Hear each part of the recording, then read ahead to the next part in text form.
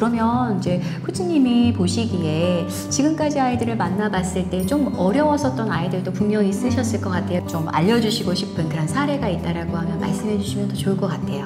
최근에 한 3개월 전에 만난 아이인데 실은 굉장히 밝고 에너지가 넘치고 긍정적인 아이였긴 해요. 그런데 처음에 저를 만났을 때 이 아이가 아무것도 하고 싶지 않다.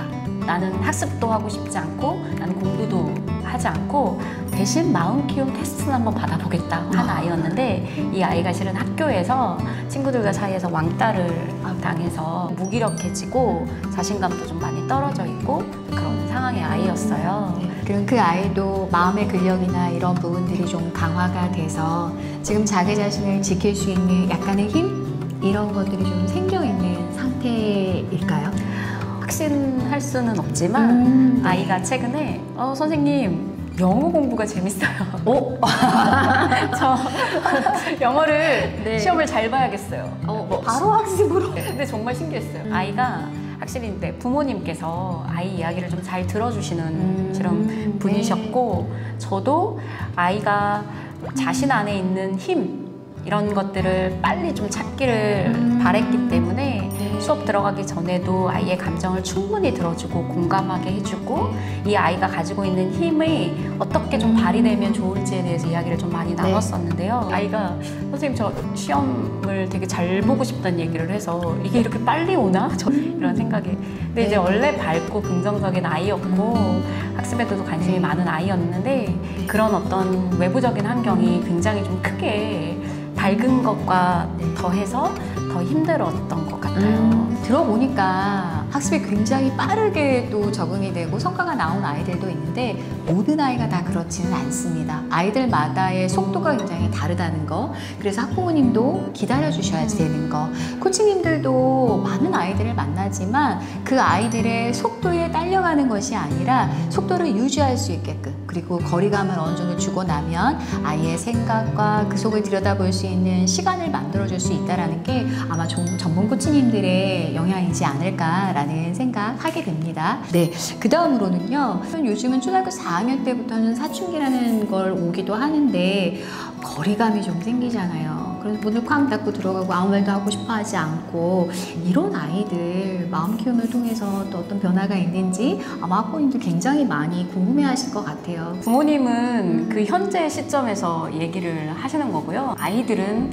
현재 시점이 아니라 과거의 시점에서 부모를 접하기 때문입니다. 무슨 얘기냐면 아이들은 지금까지 계속 쌓아온 감정을 그 나이 때 터뜨리는 거예요. 문을 닫고 들어가고 말하고 싶지 않고 자신의 공간을 가지는 건데, 실은 그 공간을 가지는 것이 자신을 지키는 것이라고 이제 그 나이가 되면 알기 때문에 실은 부모로부터 나를 지키기 위하여 문을 닫고 들어가는 거거든요. 분명 부모님은 우리 아이가 착했다라고 얘기하시지만 끊임없이 공부에 대한 압박, 스트레스가 있었을 거고요. 또 아이를 다른 집 아이와 비교하고 싶지 않지만 비교하게 되고 어쩔 수 없잖아요. 네. 그런 과정 속에서 아이들의 감정이 하나하나 쌓이면서 문을 닫고 들어가게 되는 경우이고, 특별히 중학교 때는 우리가 감정을 담당하는 뇌 편도체란 아이가 공사 중이라고 하잖아요. 그리고 이성을 담당하는 뇌 전두엽은 더디기만 합니다. 근데 그때 가장 큰 간격이 큰 때가 중2라고 하더라고요. 그러니까는 아이가 감정으로 날뛰는 거죠. 조절할 수가 없기 때문에요.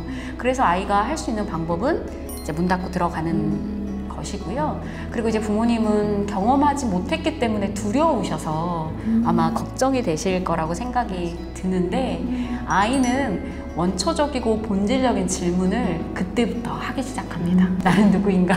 나는 왜 왔지? 난 뭘 좋아하지? 난 뭘 잘하지? 난 뭘 해야지? 라는, 근데 그런 원초적인 질문을 그 나이 때 하지 않으면요, 부모가 시키는 대로만 계속 그냥 끌려가면요, 사춘기는 한 번은 꼭 온대요. 하더라고요. 근데 그게 만약에 고등학교 3학년 때 오시면 어떡하시겠어요? 그래서 가장 좋은 나이에 실은 자신을 돌아보고 이런 단계인데, 마음 키움을 하시게 되면 마음을 관찰하고 존재를 실현하는 단계까지 저희가 마음 키움이 있기 때문에, 그렇게 가면 결국엔 아이가 내가 가장 잘할 수 있는 거, 내가 가장 잘 해낼 수 있는 것을 하게 되는 거라고 저는 생각이 들어요. 우리 아이들이 성장하면서 겪어야 되는 코스라는 게 있을 것 같아요. 시험이라는 거, 그 다음에 평가받는 거, 내가 뭔가 하고 싶은데 잘 되지 않을 때 주춤하는 거, 그럴 때 가장 옆에서 강력한 지원군이 사실은 학부모님이시잖아요. 그런데 그걸 또 못해줘서 안타까움이 되게 크신 분들이 많으세요. 그런 경우 정말 마음 키움을 담당하고 계신 이 코치님들을 의지할 수 있다라고 하면, 그분들과 함께 할 수 있다라고 하면 우리 아이들에게는 사실 든든한 지원군이 한 명 더 생기는 거잖아요. 그 속에 있는 감정을 제대로 읽을 수 있는 아이, 그래서 내가 원하는 게 무엇인지를 찾을 수 있는 아이로 키울 수 있다라고 하면 아마 학부모님들께서 원하는, 정말 우리 아이가 잘 자랐구나, 너 덕분이야 라는 말을 아이에게 스스럼 없이 할 수 있지 않을까라는 생각하게 됩니다. 지금 현재 마음 키움을 하고 있는 학부모님들은 왜 마음 키움을 하고 있을까? 저는 그게 너무 궁금하거든요. 다른 코치님들은 어떨지 모르겠는데 저를 만나는 제 많은 고객들이, 첫 고객도 그랬지만 아이가 무슨 생각을 하고 사는지 모르겠어요, 이런 얘기 많이 하시고, 네. 실상 아이들하고 얘기를 해보면 굉장히 밝고 건강한데도 불구하고 자신이 가지고 있는 어떤 생각을 잘 전달하거나 잘 소통하거나 이런 것들을 잘 못하는 경우가 많아서, 실은 내가 어떤 어려움이 있거나 아픔이 있어도 그걸 혼자 싹끼거나 이런 경우를 굉장히 많이 봤어요. 아이들이 자기 자신 안에 있는 진짜 마음을 하나씩 하나씩 꺼내는 연습을 코칭을 통해서 좀 하게 됐던 것 같아요. 맞아요. 학부모님들도 지속적인 학습은 필요한 것 같아요. 아이를 알아가는 것도 학습의 영역의 하나라고 저는 보고 있거든요. 아이만이 학습하는 게 아니라 학부모님과 같이 성장할 수 있는 분위기를 만들어주는 거, 그게 또 마음 키움을 담당하고 계신 코치님들의 영향력이라고 저는 생각하고 있거든요.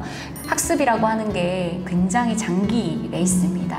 그런 부분에서 학습과 함께 인성 코칭을 같이 하면 훨씬 나중에 더 큰 효과를 볼 수 있고, 당장에도 아이들이 어떤 학습이나 감정을 잘 조절하고 할 수 있기 때문에 자기가 원하는 일들을 찾아서 하게 돼서 바로바로 효과를 보실 수도 있으십니다. 정말 학습의 장기 레이스로 가게 되었을 때 아이가 중심을 잡고 끝까지 해낼 수 있는 힘을 키울 수 있는 거, 그게 바로 청소년 인성 코칭 마음 키움이 아닐까라는 생각하게 됩니다. 오늘 또 함께 해주신 안미성 코치님, 마지막으로 학부모님께 드리고 싶은 말씀 있으시면 부탁드리겠습니다. 인성 코칭을 통해서 아이가 굉장히 많이 성장을 할 수 있는데, 부모님도 함께 성장하셔야 그 효과를 볼 수 있다고 생각이 듭니다. 그래서 아이가 학습에 대해서 고민하고 있다면 옆에서 같이 학습을 해보시고요. 또 독서에 대해서 고민이 있다면 같이 책을 한번 읽어보시고 해서, 저는 아이들이 랑 함께 좀 배를 같이 타고 가는 동반자다, 약간 이런 마음으로 아이들과 함께 해주시면 너무 좋을 것 같아요.